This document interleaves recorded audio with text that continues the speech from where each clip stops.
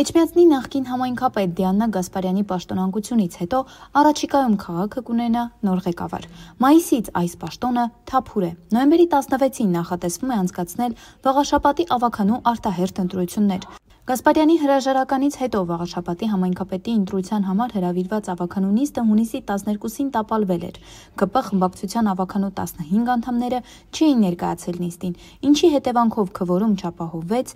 Նիստին ներկա էին միայն ընդդիմադիր երկու խմբակցությունների ավագանու անդամները։ Այսպիսով, ովքեր կմասնակցեն Վաղաշապատի ընտրություններին։ Հայ հեղափոխական դաշնակցությունը հայտնել էր, որ մասնակցելու է Վաղաշապատ խոշորացված համայնքի ավագանու ընտրություններին առաջ Աչակենտրոն կուսակցության հետ հաղթանակ դաշինքով։ Հաղթանակ դաշինքի նախընտրական ցանկը կգլխավորի Սևակ Խաչատրյանը։ Երկրորդ, Հանրապետություն կուսակցությունը ևս մասնակցելու է Վաղաշապատի խոշորացված համայնքի ավագանու ընտրություններին։ Քաղաքագետ Հարություն Մկրտչյանն էլ գրառմամբ տեղեկացրել էր, որ Հանրապետություն կուսակցության ցուցակը ինքն է գլխավորելու։ Երրորդ, Մայր Հայաստանը ևս մասնակցելու է Վաղաշապատի ավագանու արտահերթ ընտրություններին, իսկ ավագանու ցուցակը գլխավորելու է Գրիշա Հարությունյանը։ Չորրորդ, Քաղաքացիական պայմանագիր կուսակցությունը Վաղաշապատի ընտրություններին մասնակցելու է, իսկ առաջին համարը որպես համայնքապետի թեկնածու ոչ պաշտոնական տվյալների Արգիշտի Մեխակյանն է։ Նա հանուն Վաղաշապատի համայնքապետի ժամանակավոր պաշտոնակատար նշանակվելու ազատվել էր Արմավիրի մարզպետի պաշտոնից։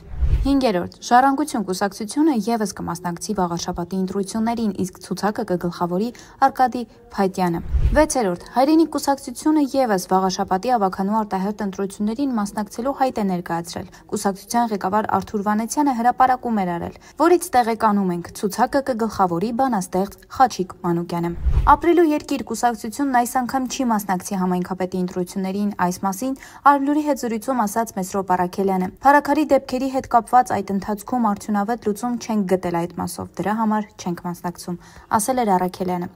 Հարկ է նշել, որ այս պահին մասնակցության հայտ ներկայացնելու մասին հայտարարությամբ հանդես են եկել նշված կուսակցությունները։ Հարկ է նշել նաև, որ կուսակցությունների եւ կուսակցությունների դաշինքների գրանցումը տեղի կունենա հոկտեմբերի 12-ից 17-ն ընկած ժամանակահատվածում, նախընտրական քարոզարշավը կանցկացվի հոկտեմբերի 22-ից նոյեմբերի 14-ը։